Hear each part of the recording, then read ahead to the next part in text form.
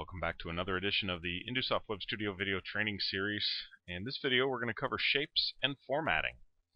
So let's get started here. Let's flip into Indusoft Web Studio development environment. And here we have the project that we started with in the previous video. And if you haven't done this, please go back and take a look at this video and create this architecture. We have a template screen that we save as all the other screens that we're going to create. In this case, we've saved it as the main screen. We created a header in the last video and navigation.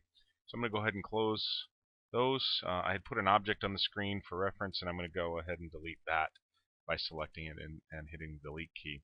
What we're going to cover in this video is the shapes and formatting and how to get screen layout the way that we want it. So I'm going to walk through these different shapes here. And again, you will probably see something different depending on the resolution of your display.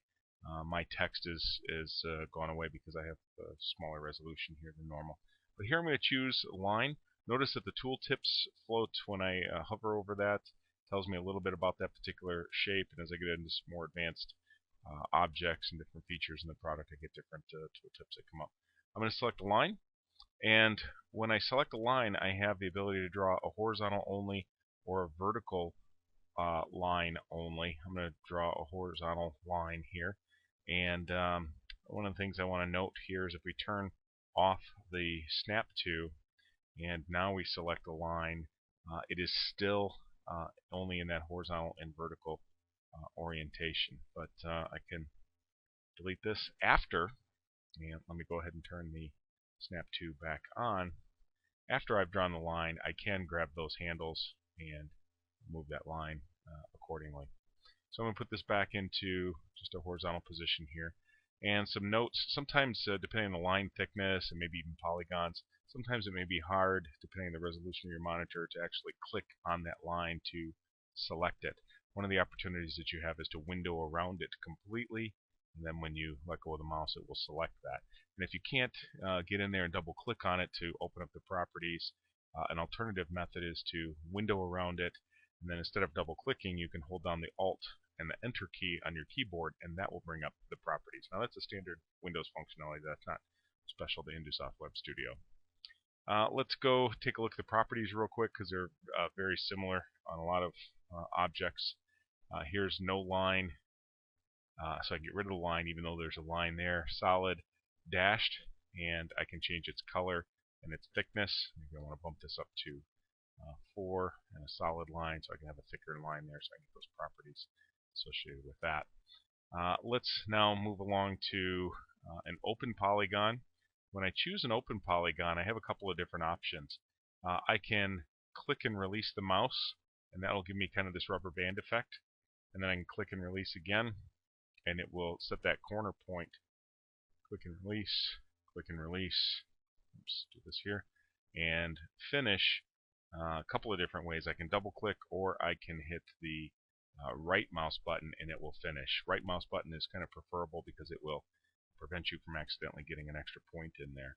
I can then open the properties here by the right mouse click or when it finished there, and you can see I have similar options that I did on the line. Now if you don't get the exact number of points that you need, there is no way to add or remove points. You can go back in and edit the position of where these points are, but there's no adding or removing points. Excuse me. Let's go add another open polygon. Instead of clicking and releasing, I'm going to hold the mouse button down.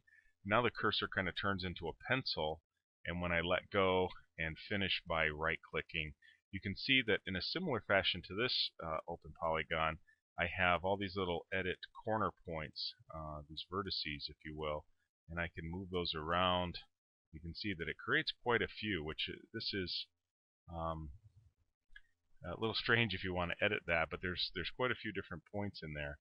And let me see if I can get, there we go, get an end point there, and you can see how that draws all the different points as you're holding that mouse button down.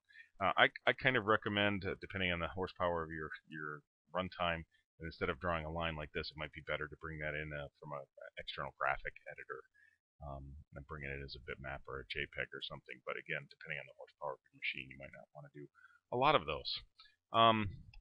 next will be the closed polygon, and in a similar fashion that I did with the open polygon, I'm going to click and release, click and release, click and release, and then finish with a right click. Now this, I can go into the properties, and the menus here have changed a little bit. I have solid, none, and dashed in a drop down. I have the weight and the color, and I also have the ability to change whether or not it is a filled polygon. Because it is a closed polygon, I can fill it with different colors, change the line outline. Let's make something drastic here so you can see the differences. Also note there is no access to the caption, even though it's grayed out.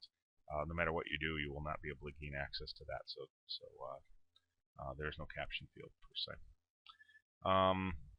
Now that I have a closed polygon and I have a couple different open polygons, it's good to point out that you cannot switch between the types. There's no way to open a closed polygon or close an open polygon. For example, if I move this line and match up with that point, that is not making that a closed polygon. It's still an open polygon, just those two points have to happen to overlap, and there's no way to fill that in.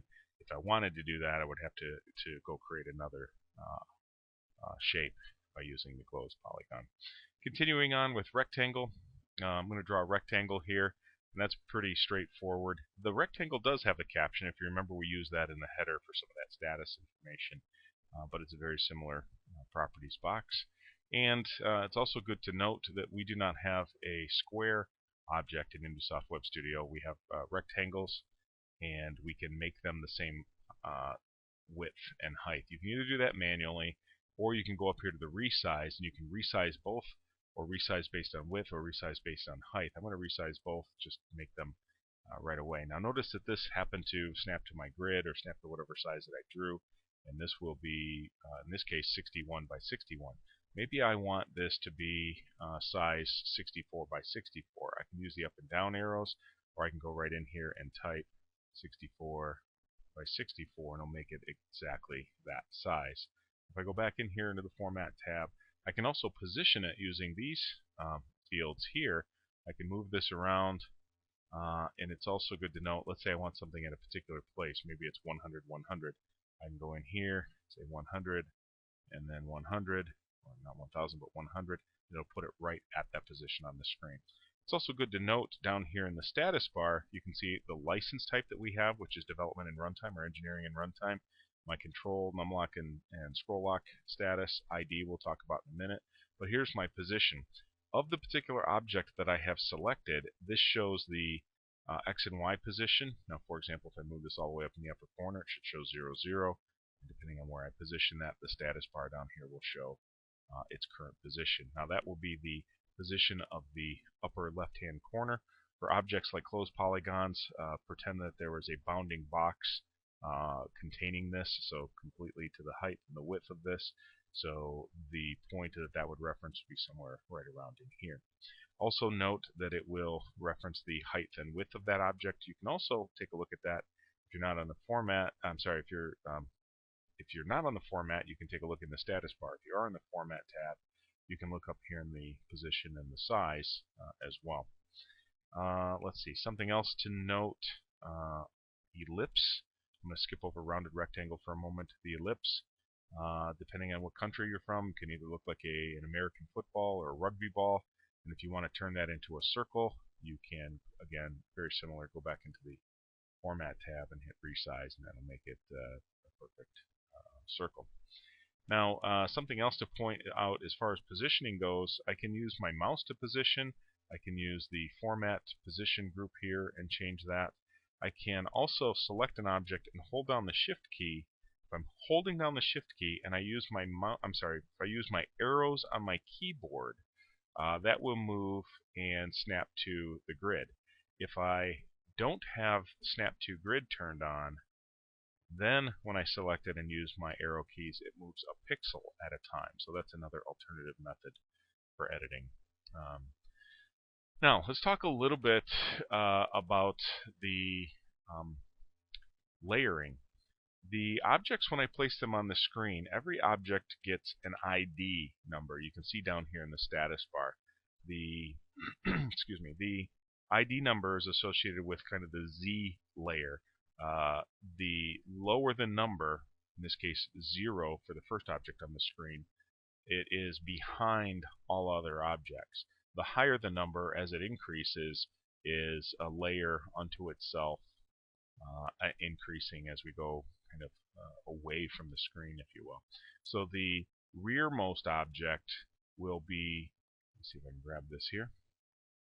The rearmost object will be behind all the other objects on the screen, and the topmost object, or the highest number ID, will be above all the other objects. Now, anywhere in the middle, it will show over the top of other objects that have a lower number, and behind objects that have a higher number. So this happens to be ID number 4, this happens to be ID number 5, so this one will be above all other objects. Now, let's say that you happen to have an object that is behind, let's see, I know that this is object ID 5, and this is ID number 4. Let's say that this was a little bit larger, and I put that maybe just right above, so it's not convenient to get at those extra little corners of that square that's under there. How can I get at that? Well, what I can do is I can go here to the Graphics tab, and here under the Editing group, I can go to Selection and say Go To, and I can type in the number 4, and it'll go right to that. You can see now that it's selected. Now, as I mentioned in previous videos, instead of double-clicking on an object, which it might be a little inconvenient to get there, I can hold down my Alt and hit Enter, and that'll bring up the properties of that currently selected object. So now I can get at that object and make edits to it. Let's change it to red. Now you can see that it's changed. So depending on how you're drawing things and combining objects in the screen, this is a good convenient way to get at items that are behind other objects. So let's now take a look at some formatting. Let's say that, let me copy this ellipse here. Let's say that I want to align these ellipses to the left of this red square. I can select multiple objects by holding down the Shift key and then selecting the objects. And let's say, for example, that you accidentally included an object that you didn't want. You can hold down the Shift key and double-click that object, and it will remove it from the list. So I'm going to add this one back in. Let's go back and do this again. So let's start with this one. Hold down the Shift key, select here, and select here. I went back and did this because I wanted this red rectangle to be the last one that I selected, so that it has these dark handles on it, and instead of the kind of transparent or see-through smaller handles here. The reason I did that is because when we go back into the Format tab and align, let's say we align to the last one that I selected, or the one with the darker handles, will be the reference point. So if I align to the left, the red rectangle will stay in its place, and the ellipses will move to align to that left. Now, let's go back and undo that. I'm going to hit Control Z on my keyboard, which will do an undo, a Control Z, and then let's select in a different order. I'm going to select this ellipse, hold down the Shift key, then the red rectangle, then this middle ellipse. Now the middle ellipse is the reference point, and if I go back to the Format tab, Align left, you should see the red rectangle move and the bottom ellipse move, and they'll line up to the left edge. So it's the last one that you've selected, which becomes the reference point. You can denote that by it is denoted by the darker handles there. Let's continue on, take a look a little bit more at these graphics. Let's place the rounded rectangle here, and you have an extra little handle here, and that's the radius point of where that will bend around the corner. So that's the point where that radius occurs. Now you can get some pretty drastic radiuses. You can turn it even into an ellipse, or some very subtle, just rounded corners. A couple things to note is that the caption is grayed out here. You cannot turn that on. No matter what you do, it won't turn on. And let me copy this. I'm holding down the Control key. You can hit Control C and Control V, which will place it up here in the upper corner and then move it down. But what I will often do through the training is select an object, hold the Control, and move it, drag a copy of it. And that functionality is in some other standard Windows programs. I think it's available in PowerPoint as well. One of the things that I wanted to do here is I wanted to round off the radius here like so. And I'm going to take an ellipse and copy this and kind of fit it roughly to that size and shape. I'll just put it right over the top of this here. And what we can see, probably better if I had my snap to turned on, but you'll get the point here. And fit that right in there. Then I'll go back to the rounded rectangle. I'm going to hit Alt-Enter on my keyboard and bring up the properties. And I'm going to choose the fill color, and I'm going to go down to Fill Effects down here. And when I bring this up, I'm going to choose black as the start, white as the end. And I'm going to choose this variant here, which has the white in the middle and gradient to dark on the outside edges. And you can see that we've made kind of a nice looking pipe or even a tank. We could do that in a vertical or a horizontal orientation, either way. Another thing to note is some of the other formatting commands that we have here. What might be reasonable is to put some buttons across the bottom of the screen. Maybe if you have an industrial PC that has function keys across the bottom of the screen. Now, I'm not going to do this all the way at the bottom of the screen, but you'll get the point here. I can copy these, and I'm specifically not copying them with the right distribution in between. In fact, let me in the future here go back and turn on my snap to. If I forgot to do that, it might be easier just to go back and delete these objects and start over. Hold down my control key so that they're all aligned, or I could have windowed around them and used the alignment features here to align to the top and make sure that they were all aligned evenly. But if I accidentally don't put the right spacing in between them, what I can do is window around all the objects, and by using this formatting command called the distribute evenly, either horizontally or vertically, it'll take the rightmost object and the leftmost object and kind of divide up the difference between them. And so when I click on this distribute evenly horizontally, it puts the exact same spacing between all of them. So that's a convenient way to get the spacing. So if you know you need 10 buttons, throw 10 buttons down, window around them, and it'll automatically space them accordingly. Let's see, continuing on here through the object, something else to point out in the ellipse. An ellipse is not only an ellipse. If we copy this here, double click on it, we have several different types. I can get a chord. I can copy that and change that to an arc as well. And hopefully you can see that. Let me change its color so you can see that a little bit better here. Hold this down, maybe change it to a darker color. You can see that's a chord. And if I copy that, last one I can make here is a ring. So potentially I can combine these into different shaped objects and get to build up kind of an image that I want to see there as well. Now, something else to point out regarding formatting and some objects. If when I mentioned here before in the polyline that it might be easier to use an external graphics package, draw the thing that you want and bring it in, let me switch over to Paint, Microsoft Paint.